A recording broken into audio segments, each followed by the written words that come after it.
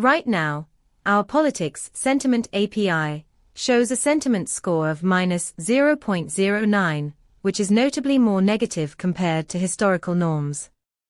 This downturn, alongside a momentum of +0.26 and 19 semantic clusters, indicates a significant shift in public opinion. With this data, you can understand not just the current sentiment, but also how it's trending, giving you a clearer picture of political climate changes.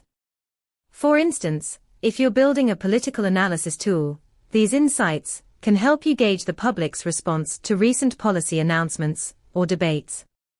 You can get started with the API today and dive deeper into the nuances of sentiment analysis. For more details, visit pulsebit.lojenterprise.com/docs.